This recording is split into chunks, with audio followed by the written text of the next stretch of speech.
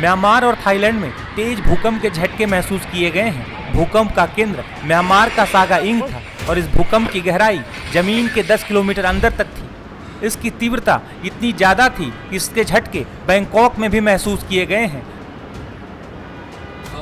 USGS के मुताबिक Myanmar में आए भूकंप की तीव्रता रिक्टर स्केल पर 7.7 थी। भूकंप के झटकों का असर थाईलैंड की राजधानी बैंकॉक में एक निर्माणाधीन बिल्डिंग तो भरभराकर जमींदोज हो गई।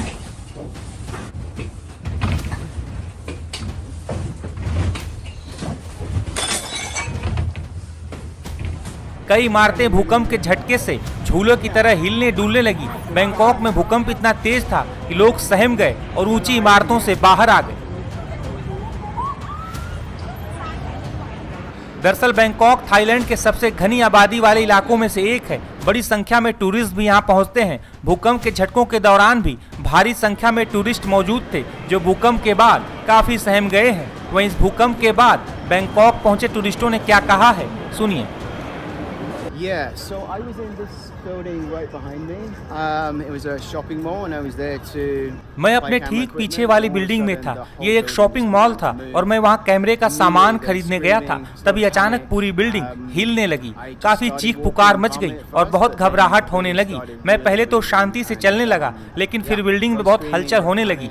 लोग एस्केलेटर से नीचे गलत दिशा में भाग रहे थे। मॉल के अंदर बहुत सारी धमाकेदार आवाजें और दुर्घटनाएं हो रही थी। मैं पहले बाहर आया और बिल्डिंग की तरफ देखा तो वो हिल रही थी और वहाँ काफी धूल और मलबा पड़ा हुआ था।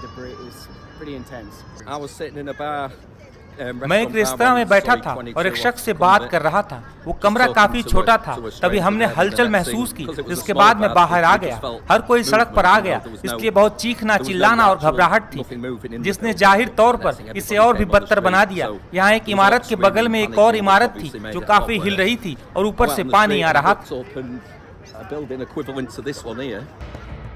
भूकंप की तबाही की वजह से थाईलैंड में उड़ानों को रद्द कर दिया गया है। बैंकॉक में इमरजेंसी लगा दिया गया है। म्यांमार में अब तक कई लोगों की मौत हो गई है। बिल्डिंगों के गिरने की वजह से थाईलैंड में कई लोग लापता हैं जिनकी तलाश की जा रही है। इसके साथ ही रेस्क्यू टीमों की तरफ से राहत और बचाव अभियान चलाया जा रहा है।